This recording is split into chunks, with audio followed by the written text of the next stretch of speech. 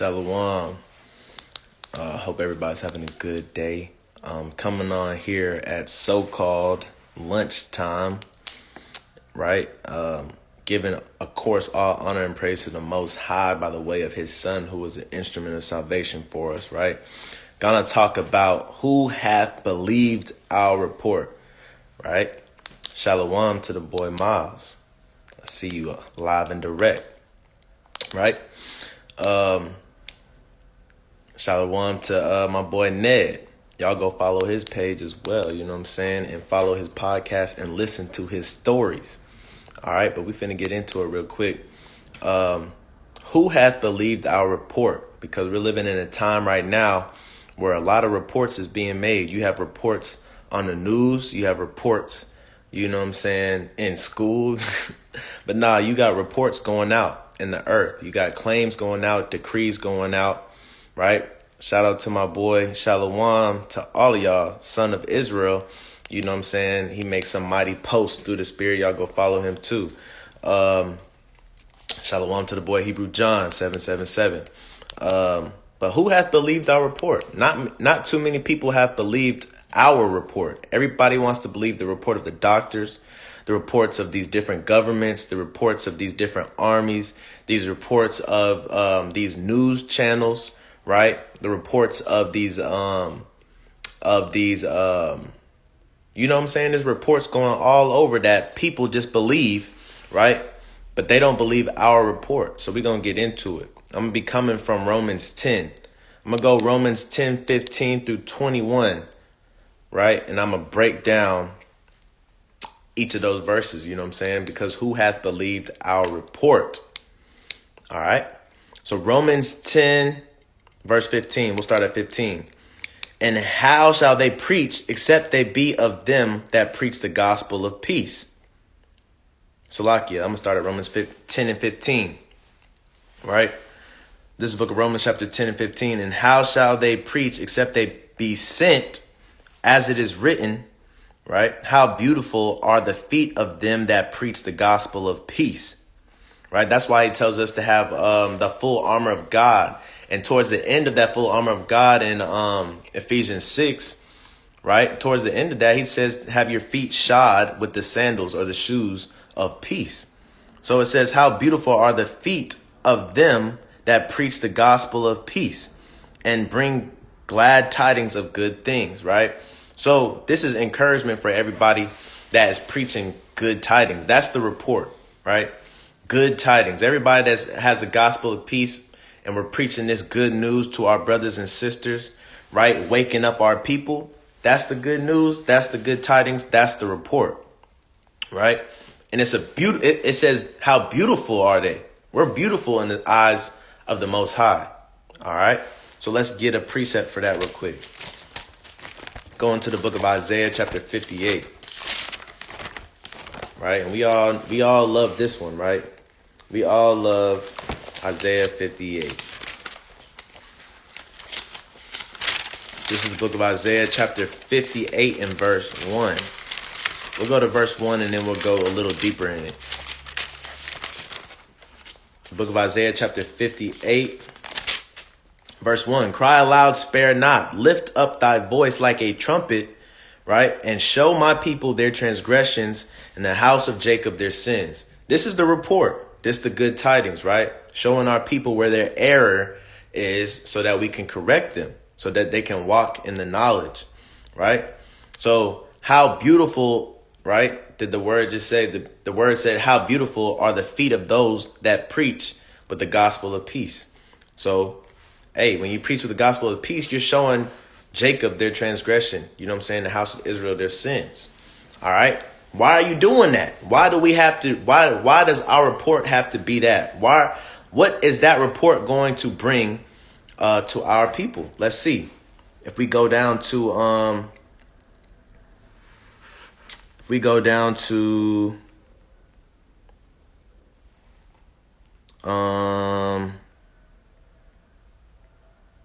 13, no. Let's see.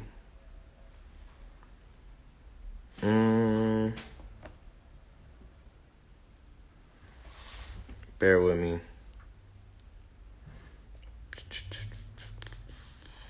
I thought it was in this. I'm pretty sure it's in this.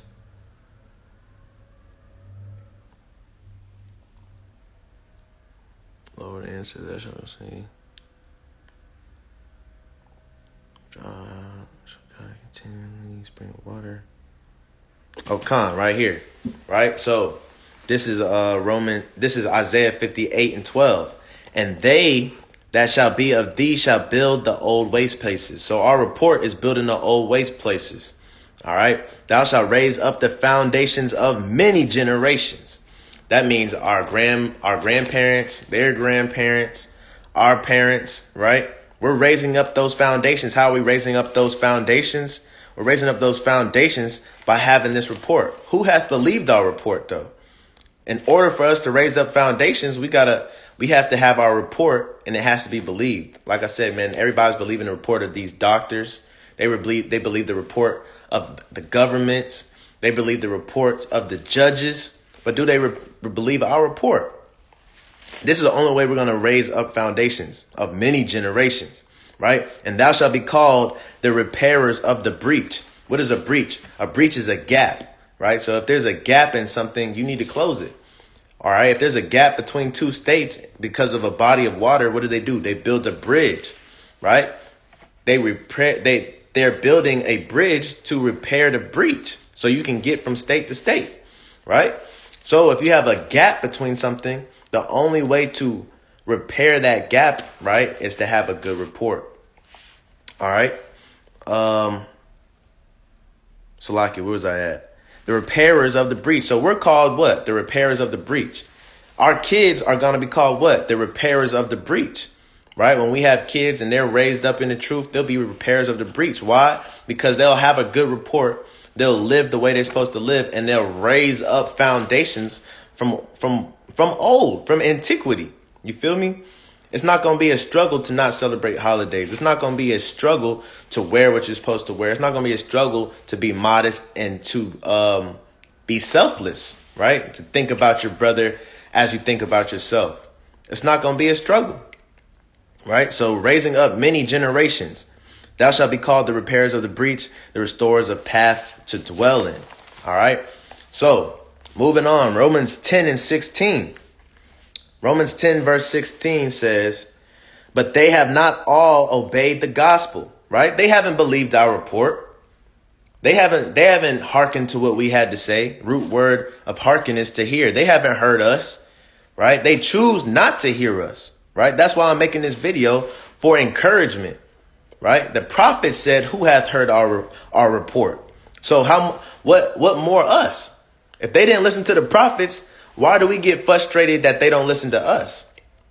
All right, but we still got to do it. We still got to endure hardening, right, from the affairs of this life, as 2 Timothy says.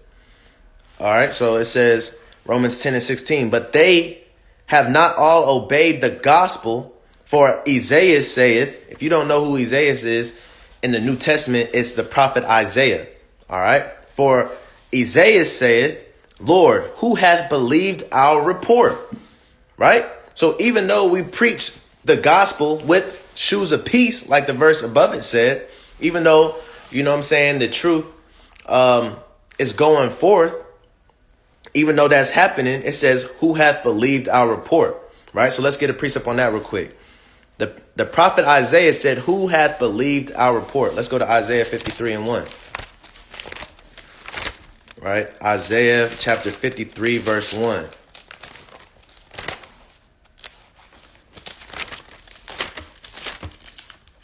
This is the book of Isaiah chapter 53, verse 1. And this is the prophet Isaiah saying, who hath believed our report, and to whom is the arm of the Lord revealed? Right? Talking about Christ. So Christ is that good report. That arm of the Lord, that mighty stretched out arm that he saved us with in Egypt, that was Christ, right? That rock, that living water flew out of to give us drink in the wilderness, that was Christ. That was that spiritual rock called Christ. All right, so that's the good report, spreading the gospel of Christ, right? And who he came for why he died and what he's given us, right? But do our people want to hear that? No, they don't want to hear that.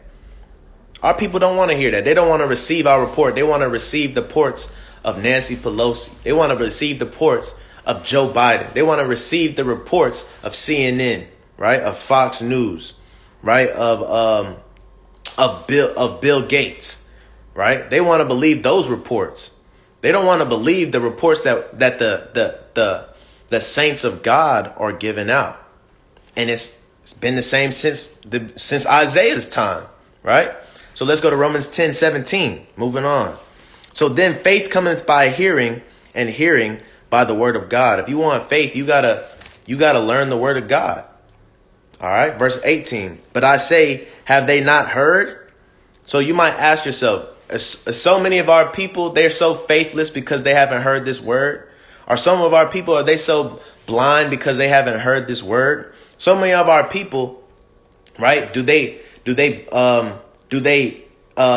choose to be ignorant because they haven't heard this word, right? Do they have an alibi, and can they say, I've never heard that? On the day of judgment, they can look the Most High and his Son in the eye and say, I've never heard that before, right? That's the question that's being asked here. Can they say that, right? Verse 18, but I say, have they not heard? The answer is, yes, they've heard, right? So yes, verily, their sound went into all the earth, and their words unto the ends of the world, right? We got brothers and sisters spreading the truth, right? Spreading the power of the gospel, the scriptures, right? Who Christ is, who he came for, right? What he's given, why he died, how he rose. You know what I'm saying? That is going out through all the earth now. We know it wasn't wicked Christianity or Catholicism, because they was doing mission trips to Haiti for you know what I'm saying? Since Haiti's been in need and nothing's happened, right? They have mission trips all over the world showing the picture of white Jesus and nothing's happened. All right. So we know that's not the true gospel. But what's the true gospel that's shaking up the world right now? That we have found the lost tribes of Israel. How do you have 12 tribes of people and they disappear? Right? People don't disappear. What happens is history gets rewritten, and if you rewrite history, right, you can delete who you want to delete.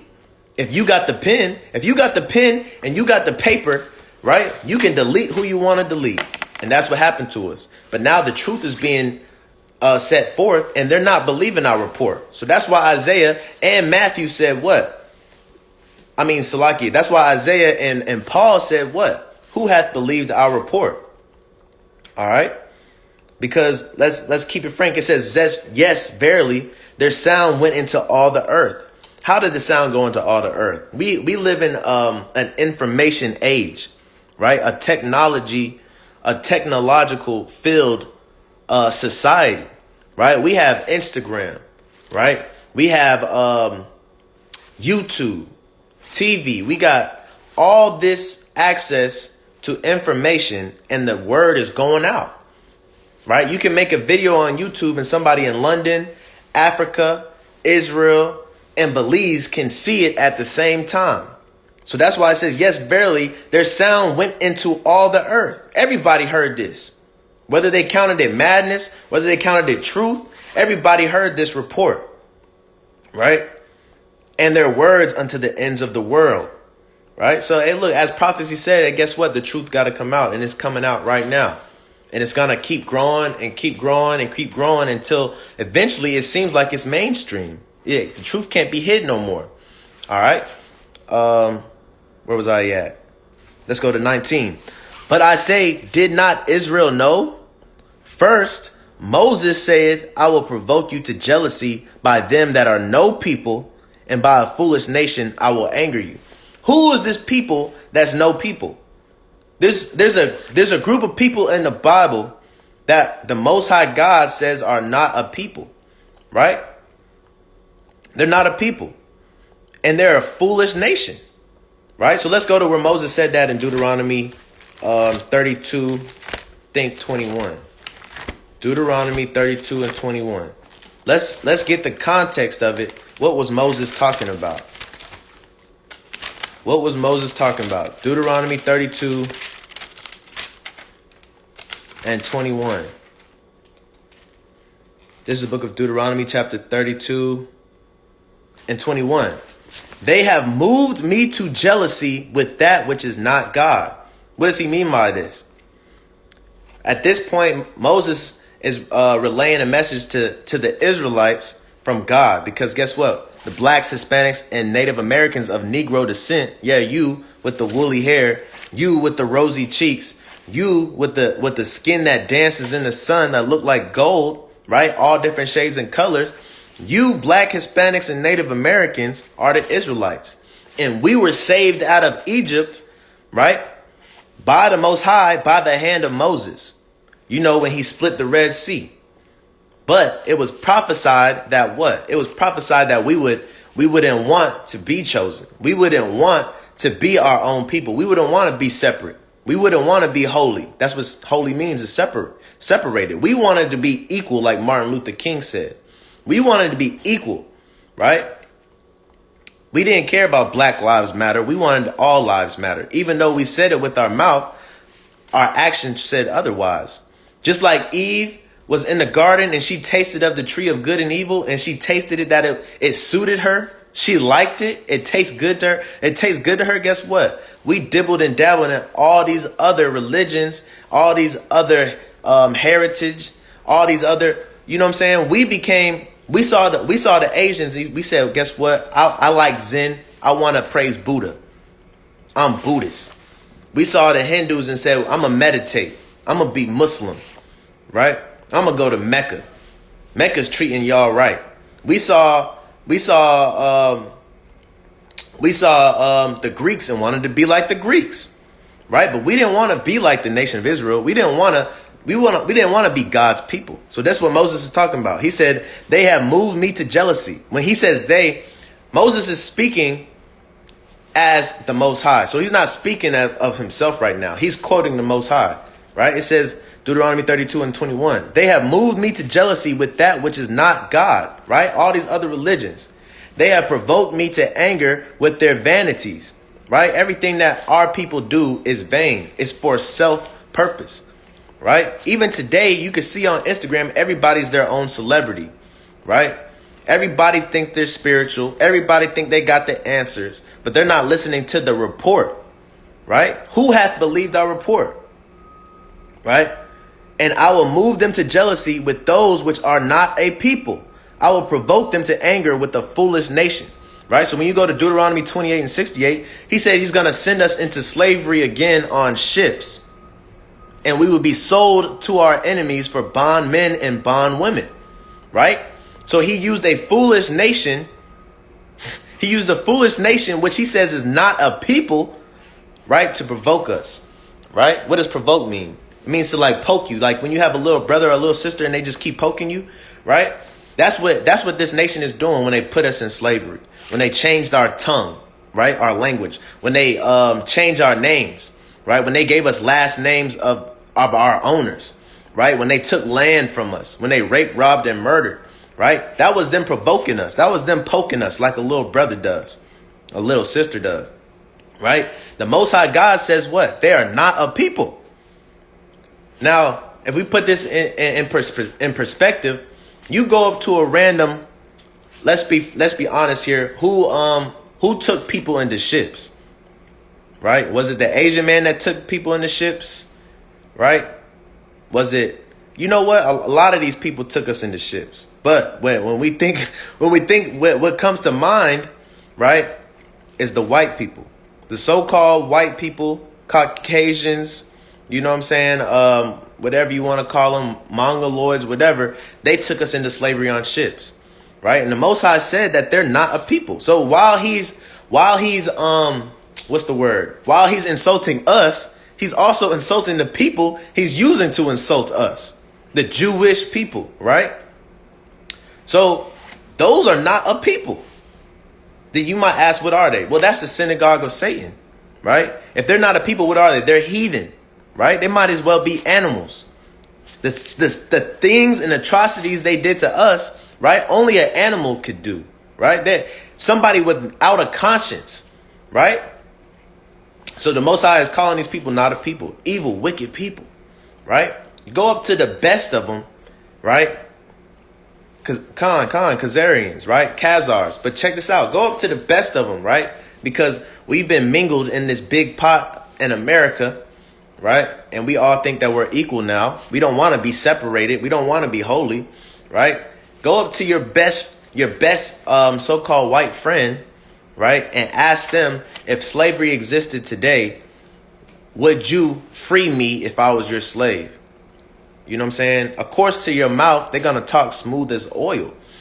But guess what? Inside, they know for a fact if slavery was here today, they'd have their way with you, right? You're going to be a servant.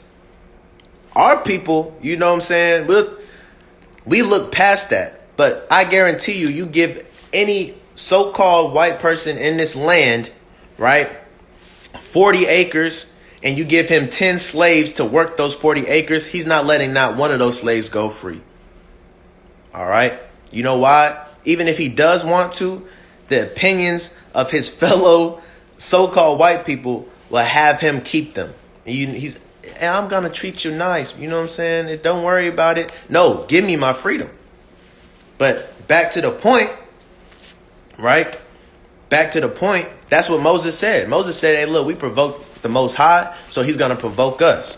Moving on, right? Romans 10:20. But Isaiah is very bold and saith, I was found of them. They sought me not. So Isaiah said, guess what? We went to them. Even though we didn't want to sometimes, even though we wanted to be like Jonah and say, you know what, they're not going to listen. They're so wicked. Hey, look, we still went. The word went out. You know what I'm saying?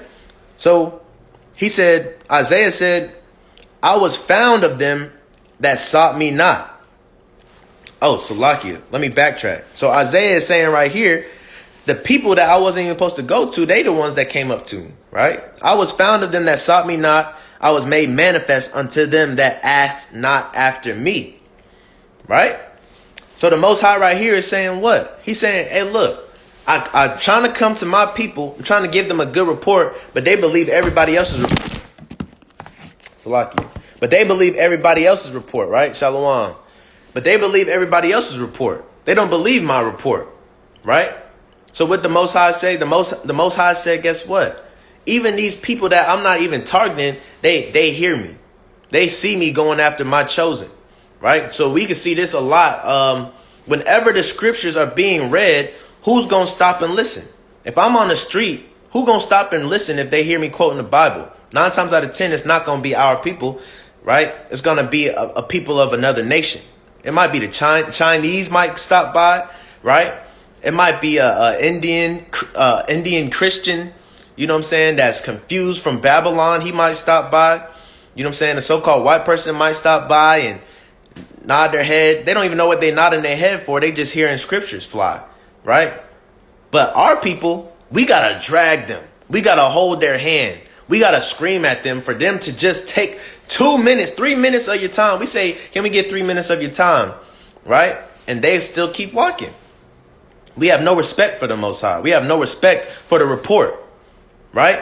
No respect for this report. But when they tell you put a mask on, you're going to put a mask on because what the TV said, right? But when your brother is face to face with you, you can't believe my report. All right. But they did that to the prophets. So who hath believed our report? Let's keep reading. 21. But to Israel he saith, all day long I have stretched forth my hands unto a disobedient and gainsaying people. So guess what? All these people, they see what's going on, but my people, they don't. I stretch my hand to you to give you a handshake, to pick up your bags for you, to do charitable acts, right? To write this letter to you. I do all this, right? All day long it says, I have stretched forth my hands unto a disobedient and gainsaying people. You know what gainsaying is? Gainsaying is, you know what I'm saying? They always got a response, right? They always got something to say. You ask them a question, they answer it, and you tell them something, they always got something to say. They ask a question, you answer it, they always got something to say, right? Gainsaying would be like,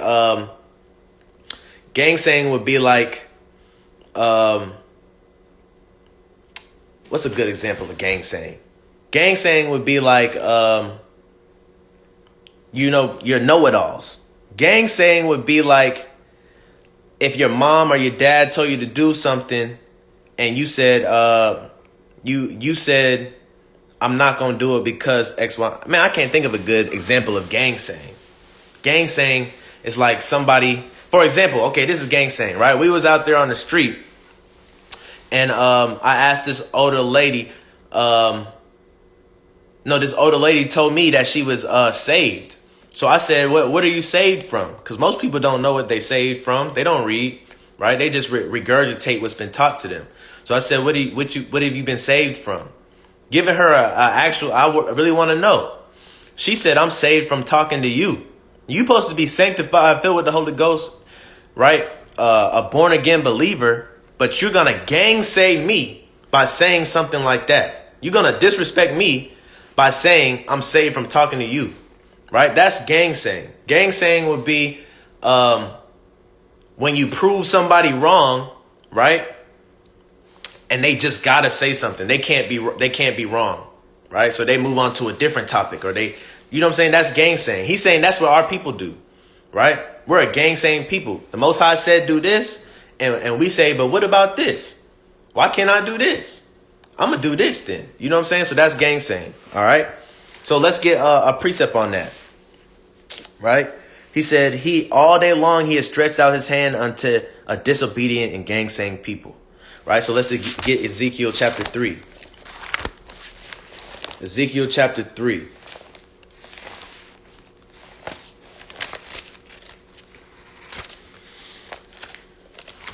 This is the book of Ezekiel chapter 3 and verse 5. Shalom, my good Ak. Shalom. Jeremiah, Salakia, Jeremy, right? Jeremy. All right, Khan. But Ezekiel 3 verse 7, 3 verse 5 reads what? For thou art not sent to a people of strange speech and of an hard language, but to the house of Israel. So the Most High said, even the people that I was not targeting, they have heard me. Even the people that I was not sent to, they want me. But my people are disobedient and gangsaying. So this is more proof of that, right? It's been said of old. Ezekiel said it. Ezekiel said, for thou art not sent to a people of strange speech, and of them, Salakia, and thou art not sent to a people of strange speech and of an hard language, but to the house of Israel. Who is this talking about? It's talking about all these other languages, right? All these other people with strange speech, right? Because our tongue was really like the tongue of the angels, right? That tongue that was given to his people was a holy tongue. It was a set apart tongue.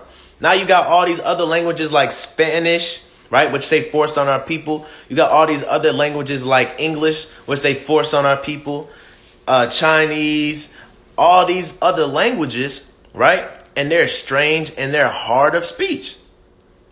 English is one of the hardest languages to learn. You know what I'm saying? Hard of speech, hard language. But to the house of Israel, la'ah. Verse 6, not too many people of a strange speech and of a hard language, whose words thou cannot understand. So he didn't send, right? He didn't send for a nation of a hard language or hard speech. He didn't send for these other nations. He sent for the house of Israel, right? Not for these people with strange speech and hard language, whose words thou cannot understand. Surely I had sent thee to them, they would have hearkened unto me. He said, you know what? But if I would have sent my word to them, they would have definitely hearkened to me. Right? Verse 7. But the house of Israel will not hearken unto thee, for they will not hearken unto me, for all the house of Israel are impudent and hard-hearted. Right? So he said, guess what? They've never believed my report. So even today, they're not going to believe our report. They're not going to understand the truth. So we can't be mad about that they want to live their life, that they want to keep doing the stuff that they're doing, even though we give them the truth, right? At the end of the day, everybody got a choice to make. You know what I'm saying? And when all this fun ceases, when you get old or when you die, right? It's going to be you and you alone in front of the Most High, right? In front of the judgment seat of Christ, Salakia, right? And guess what? It's up to you then. You decided, well, I heard the truth, but I'm going to keep doing X, Y, and Z a little longer, right? And then a thief came in the night and took you. You know what I'm saying? So we can't be let down when people don't believe our report, right? Because it was prophesied to happen that way. It happened to our forefathers, right? They're not going to believe our report. Why? Because we become an enemy to them, right? Galatians 4:16 reads what? This is the book of Galatians chapter 4:16. 4:16, and it reads, am I therefore become your enemy because I tell you the truth, right? Because we tell you the truth, right? We become your enemy. It don't matter that it's the truth. We just become your enemy because it's not something that you want to hear, right? It's not something you want to hear. So guess what? They don't believe our report because it's not something they want to hear. All right. Who though? Who is becoming an enemy? Right? Who has the report? Right? Let's go to Revelation 11. This is the book of Revelation chapter 11 and verse 3.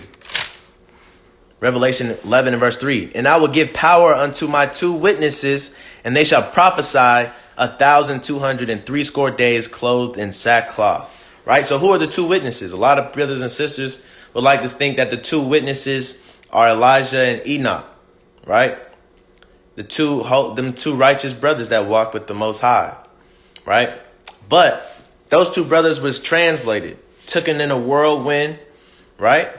So let's keep reading.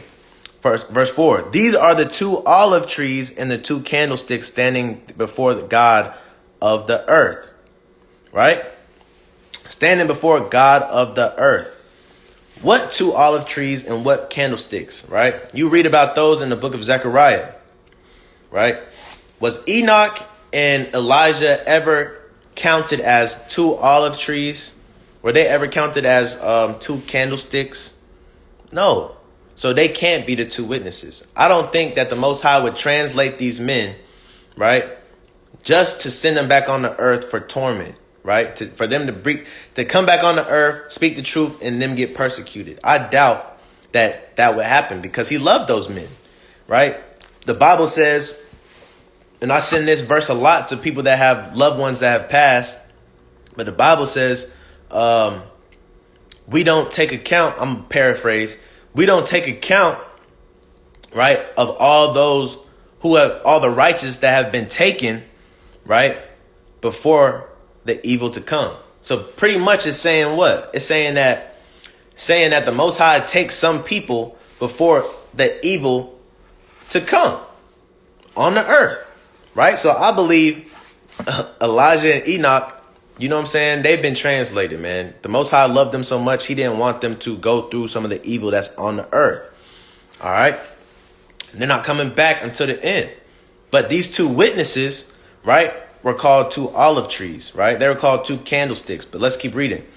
Verse 5. And if any man will hurt them, fire proceedeth out of their mouth and devoureth their enemies. And if any man will hurt them, he must in manner be killed, right? So these 2 witnesses are going to be witnessing, right? And if anybody touch us or hurt us, guess what? The Most High going to deal with them. Verse 6. These have power to shut heaven, that it rain not in the days of their prophecy, and have the power over waters to turn them to blood, and to smite the earth with all plagues as often as they will. Right? Verse 7.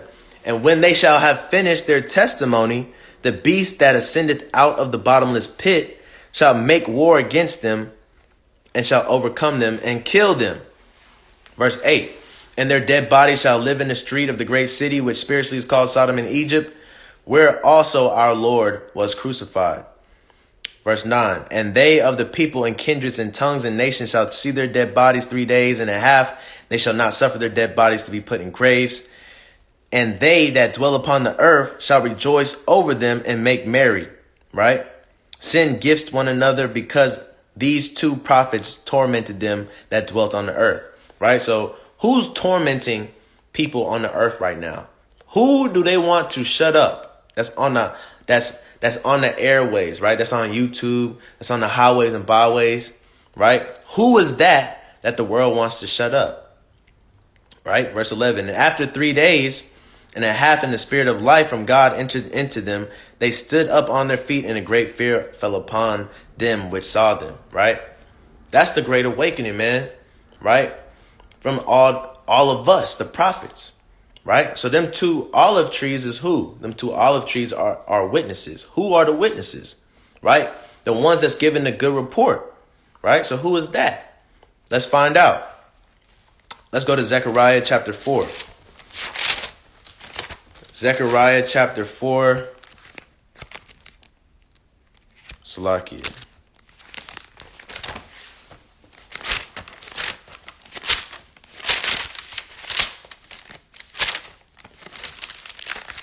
This is the book of Zechariah chapter 4. Let's start at verse 1.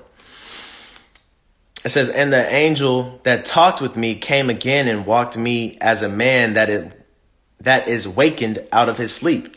Verse 2, and said unto me, what seest thou? And I said, I have looked, and behold, a candlestick of gold with a bowl upon it on the top of it, and his 7 lamps thereon, and 7 pipes to the 7 lamps, which are upon the top thereof. Right? So, hey, look, there go that candlestick that was mentioned. Right? Verse 3, and 2 olive trees by it. Right? Remember those witnesses are called olive trees, right? Let's get that real quick. Revelation 11. Revelation 11. Let's get that real quick. The 2 olive tree, right? Verse 4. These are the 2 olive trees and the 2 candlesticks standing before God of the earth, right? So it says, these are the 2 Salakia and the 2 olive Salakia, right? Verse 3.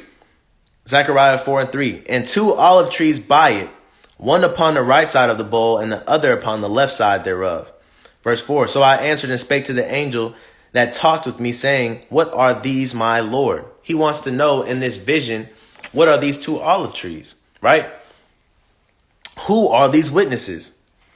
Let's go to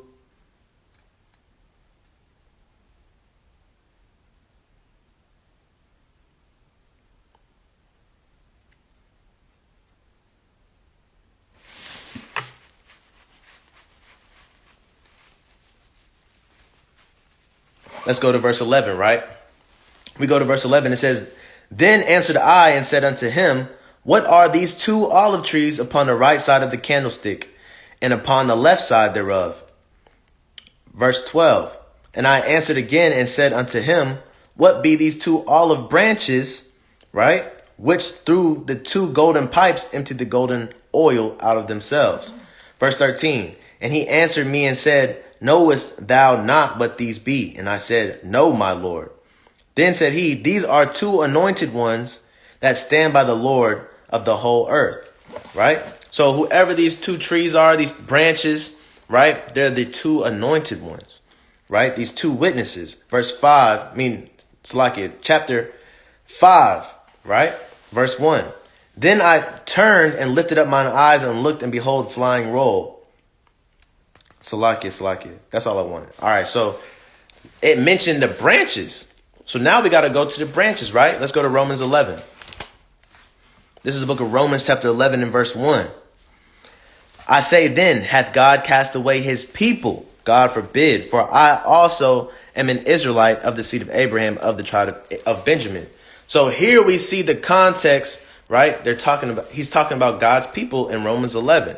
Right? So when it says the 2 olive trees, when it says the 2 branches, right? What is it talking about?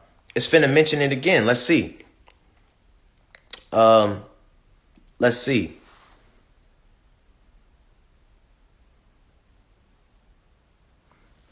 All right.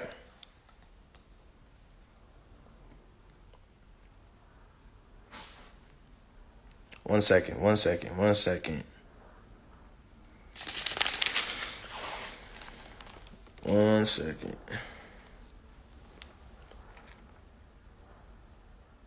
All right, so let's go to verse 17, Romans 11 and 17. And if some of the branches be broken off, and being a wild olive tree were grafted in among them. So we see an olive tree and we see branches, right? And with them partakest of the root and the fatness of the olive tree. So there's two olive trees there. You got a wild olive tree and you got a normal olive tree, right? And remember, it's talking about who? It's talking about his people. Has God cast away his people? Right? So who are the witnesses? Right? Let's keep reading. Verse 24. Verse 24 says, for if thou were cut out of the olive tree, which is wild by nature, and were grafted in contrary to nature into a good olive tree, how much more shall these, which be the natural branches, be grafted into their own olive tree? Right?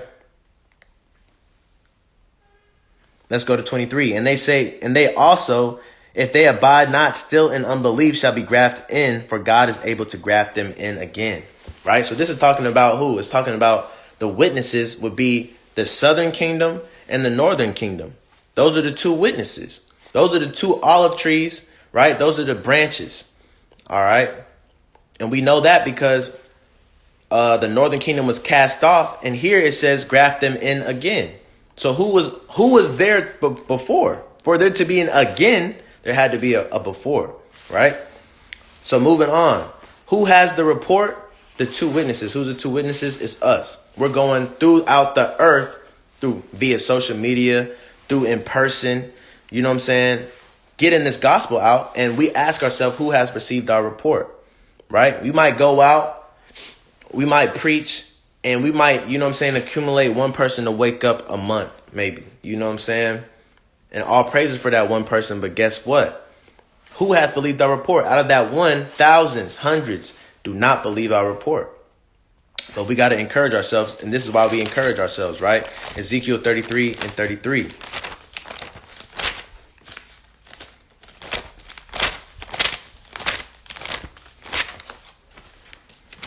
All right, this is the book of Ezekiel.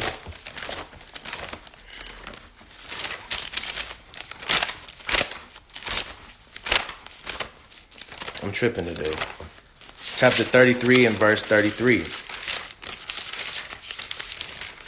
And it reads, and when this cometh to pass, lo, it will come, then shall they know that a prophet hath been among them. So who hath believed our report? Ain't nobody believed our report, right? Ain't nobody believe us when we say that the Most High Son is coming back. Ain't nobody believe us when we say we are the people of the book. Ain't nobody, our people don't believe that. Everybody, hey, look, these other nations, like Isaiah said, like Paul said, these other nations, like Moses said, they might know, they might believe us. The nations of hard speech, right? Hard language, strange speech, they might know. But our people, gainsaying. Our people, disobedient. Our people, hard-hearted. They don't receive that, right? So who hath received our report, right? And it has been the wrong people. Our people haven't received our report. So it says, they shall know that a prophet has been among them, right? Because how do you know that a prophet is a prophet? What he says must come to pass, all right? And so what we're saying is going to come to pass, these two witnesses, right? It's going to come to pass. And that's when they'll believe our report. You know what I'm saying? Most High will, that's not too late. Let's go to 2 Chronicles 36 and 16. 2 Chronicles 36 and 16.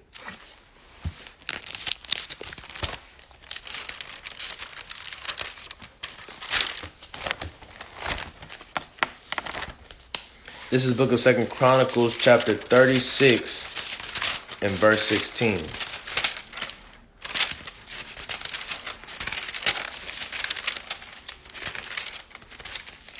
And it reads,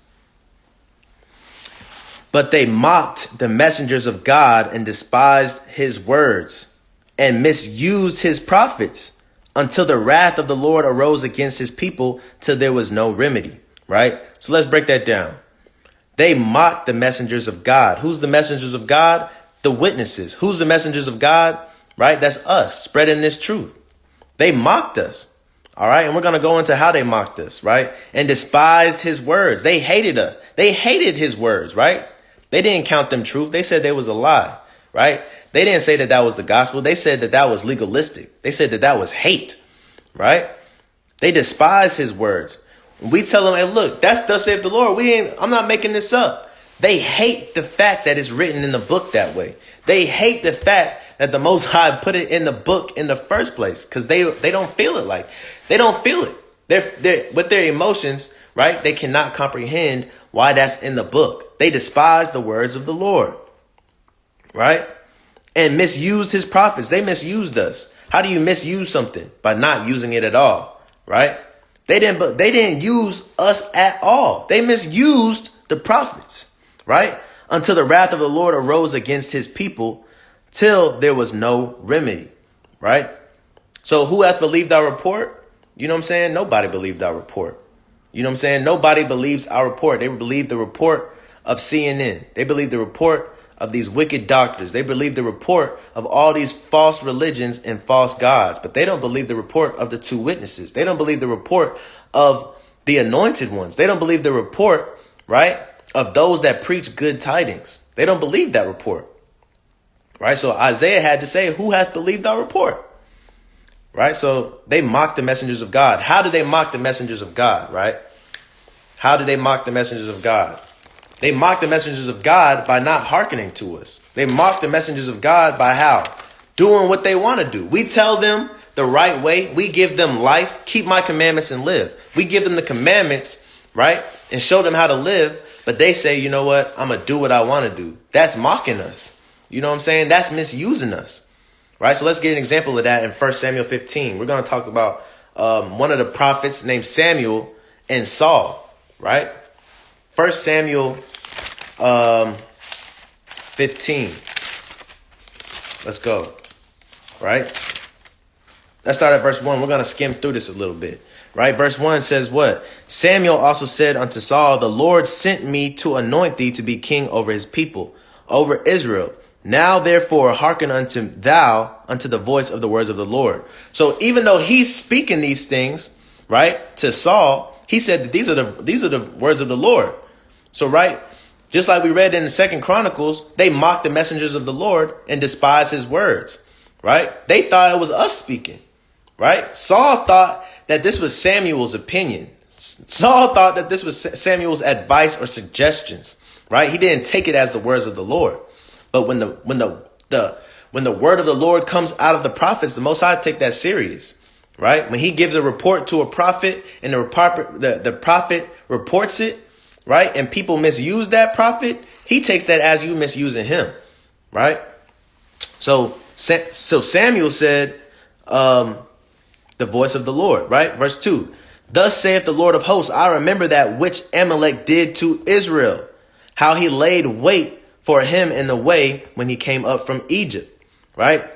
So he's like, I remember what Amalek did to our people.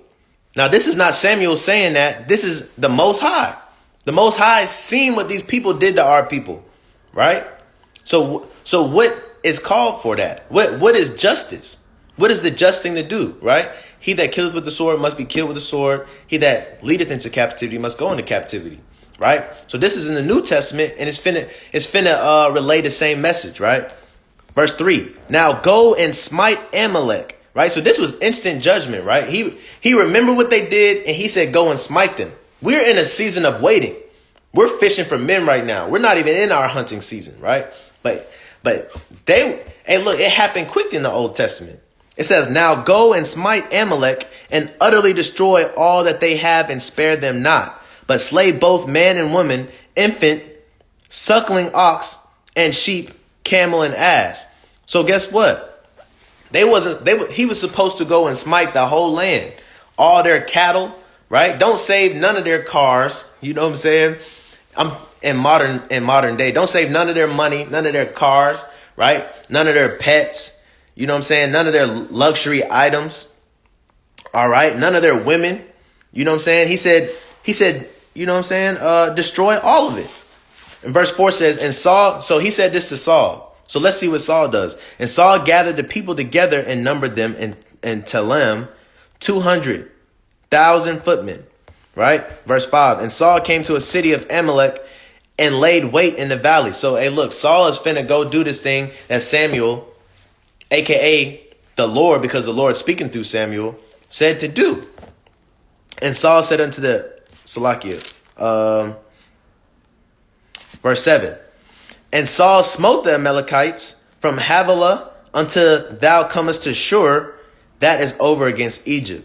Right? So from face value, it seemed like he did what the Most High said to do. Right? From face value, when we tell our people who we are and how they must live according to the commandments, right? Because keep my commandments and live. Face value, we think that they received the information. Face value, we think that they're changing their life. Face value, we think that they have kept our report. Right? So face value, it looks like Saul did what he's supposed to do. He went to go smite the Amalekites. Verse 8. And he took Agag, the king of the Amalekites, alive. Hold up now. Didn't he say kill everybody? Now, that wasn't a suggestion. That was the words of the Most High. But because it comes out of man, it came out of Samuel, we don't take it that serious. Because it comes out of us, right? They don't take us that serious. Because the Most High is not appearing to them in a dream. The Most High is not sending them a vision. He's not giving them an audible voice in their ear, right? Instead, he's speaking through us. He's speaking through family members. He's speaking through friends. He's speaking through strangers, right? But they don't want to hear us as the voice of the Lord. They mock us. They mock the messengers of God and misused his prophets, right? So he took Agag alive and utterly destroyed all the people with the edge of the sword. All right, but hold up. Why you keep Agag alive? Verse 9. But Saul and the people spared Agag, the best of the sheep. Hold up, you were supposed to kill all the cattle. So why'd you take that Corvette out at that person's garage? You were supposed to kill all. You were supposed to destroy all of that, right? And of the oxen, man, you done took the motorcycle too, man. What's going on? And the Tesla, right? And of Salakia, and of the fatlings and the lambs and all that was good. Why you take all the riches out of this people's house when he said destroy everything, man? Just burn it up, right? That's what the Most High said through Samuel. And would not utterly destroy them, but everything that was vile and refused that they destroyed utterly, right? So we have no choice.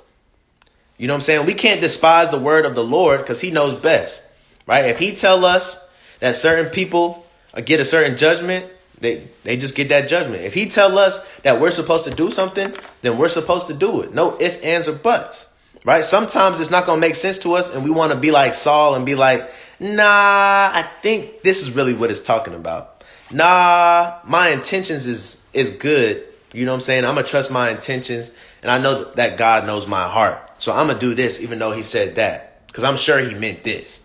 Right? This is where you get brothers and sisters to go off in their own imagination. Right? Instead of sticking to the words that's in the book. Then all these strange doctrines come about. Right? So let's keep reading. Verse 10. Then came the word of the Lord unto Samuel, saying, it repenteth me, right? I turn from that I've set up Saul to be king, right? The Most High said, hey, look, he didn't do what I said. He must have thought you was playing. Like he must have thought that was your advice. He must have thought that was your suggestion. He didn't hear you when you said these are the words of the Lord, right? They don't hear us. Who hath believed our report? They don't hear us as the words of the Lord. They hear it as, you know what I'm saying, me. You know what I'm saying? They hear it as your old classmate or your old brother or your old sister or your old day one A1 or your little cousin, your big cousin. They see you as what you are to them physically. They don't see the mouse. They don't see the words of the Lord coming out your mouth, right? For he has turned back from following me, right? It's not following us. We're just saying what he tell us to say, right? If you follow that, you're not following us. You following the Most High. You're not following Samuel. You following the Most High, right? He hath not performed my commandments, right? Commandments. He thought that Samuel was giving him suggestions, right? But the Most High saw it as him, right? The Most High not finna get off his throne. If he sends somebody, right, to handle something, he want that thing handled, right? And if there's any pushback from that person he sent, he take that personal, right? Because that was him that sent that dude. The dude didn't go by himself, right? I believe the Bible says something like, what soldier goes to battle without having been sent? You know what I'm saying? And what messengers brings a message without somebody giving him a report? Paraphrasing, right? And it grieved Samuel, and he cried unto the Lord all night. Some of us, it grieves us that we have to give judgment to our people. It grieves us that we have to give judgment to these other nations. It grieves us because we see that their intentions are good, right? We see that Saul did it. He did it for a reason. You know what I'm saying? He disobeyed you for a reason. You know what I'm saying? I love that, man. I love my sister. I love my brother. I love my cousin. I love my friend. I love my day one A1. It grieves us, right? Just like it grieves Samuel. He cried to the Lord all night. Hey, look, we could cry to the Lord all night to spare some of these people, but the people that have not believed our report, maybe it's just not meant for them to get it. All right? And when Samuel rose early to meet Saul in the morning, it was told Samuel, saying, Saul came to Carmel, and behold, he set him up a place, and is gone about, passed us on, and gone down to Gilgal, right? Salakia. I'm going to skip down some. Verse 19. Wherefore then didst thou not obey the voice of the Lord, but didst fly upon the soil, and didst evil in the sight of the Lord? Right? And Saul said to Samuel, Yea, I have obeyed the voice of the Lord, and have gone the way which the Lord sent me, and I have brought Agag to the king of Amalek, and have utterly destroyed the Amalekites. Shalom, shalom, from the plantation, right?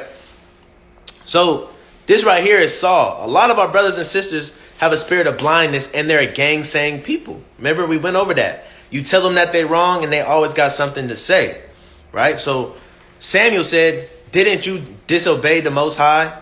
And what did Saul say? Saul said, no, I did what he did. I destroyed everybody, and get this, I even kept their king alive, you know what I'm saying, and some of their riches, so that we can possess them, right? But that's not what the Most High said. A lot of our brothers and sisters that's not in the truth, we tell them something, they come back with, hey, look, I kind of found a way to smoke weed, man. I kind of found a way to do my own thing. I did what you said, I wore the fringes, but I'm also doing this too. And even though their intentions might be good, right?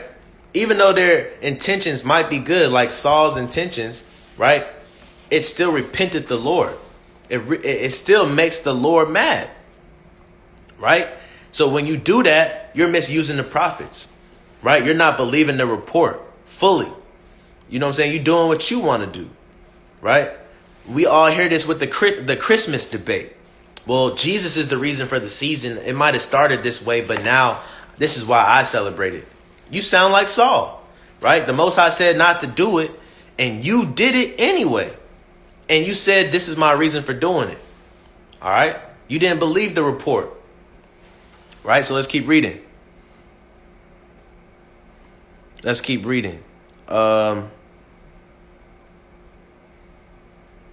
22. And Samuel said, hath the Lord as great delight in burnt offerings and sacrifices, as in obeying the voice of the Lord? Behold, to obey is better than sacrifice, and to hearken than the fat of rams. So guess what? The Most High told this man, well, Samuel told Saul, guess what? You thought you was doing a good thing by kidnapping their king and taking the riches and spoils of the land.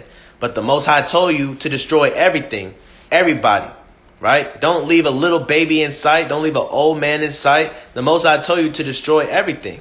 But you want to go and take the spoils, right? You want to take the cattle, even though the Lord said destroy the cattle. You want to take the king, even though the Lord said don't leave anybody alive, right?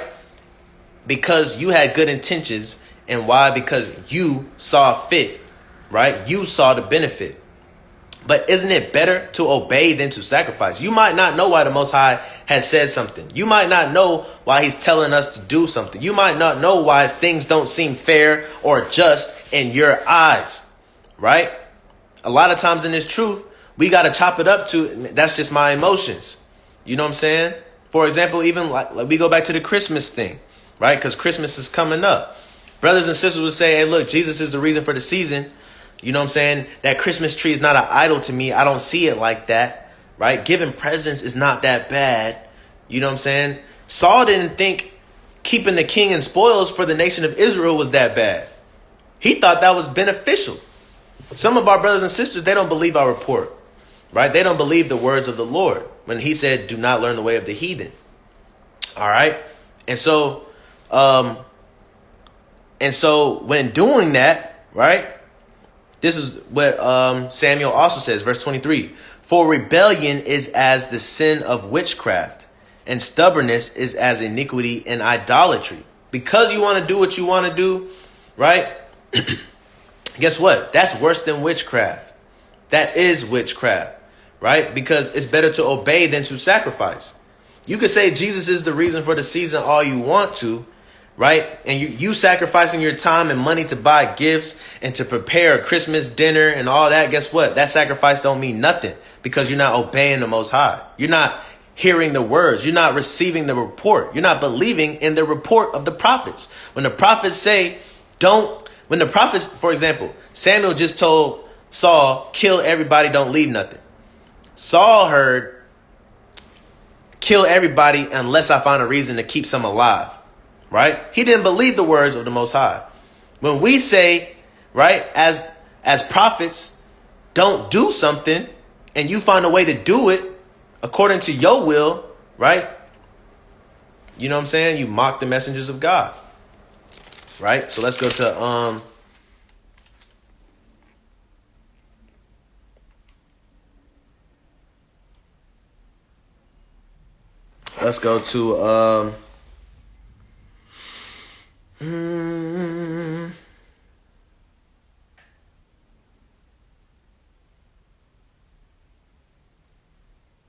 verse 33. Nah, it's a lot here. Verse 16, right? I'm going to get this real quick. So this is how I'm going to end it, right? Who hath believed our report? You know what I'm saying? Like we said earlier in the video, nobody believes our report. They believe everybody else's report except for ours, right? But a lot of us get emotional and we're like, man, why can't they just hear me out? Why aren't they changing their life? It could all be so simple. I don't know why they don't understand. I don't know why they don't comprehend. I tell them something and I get discouraged because I go on their story and see that they're not living right. I see their post on Facebook and it's wicked. You know what I'm saying? Like, I don't know what's going on. They're not believing the report, right? This is 1 Samuel 16:1. And the Lord said unto Samuel, how long wilt thou mourn for Saul, seeing I have rejected him from reigning over Israel? Right? Some of these people have just been rejected. Some of these people have just been rejected. So the Most High said what? How long are you going to mourn? How long are you going to waste your time in talking to people, right, who don't believe your report? That's what he's telling Samuel. Samuel told Saul to do something, right, and said, this is not my voice. This is the voice of the Most High. Saul didn't do it. And now Samuel is mad because Saul is getting judgment, right? So just like us, we'll tell people not to do something. They go and do it. And then when God judges them, we're sad. Or when we know that God's judgment is coming to them, we get sad. We mourn. So the Most High is telling us what he told Samuel.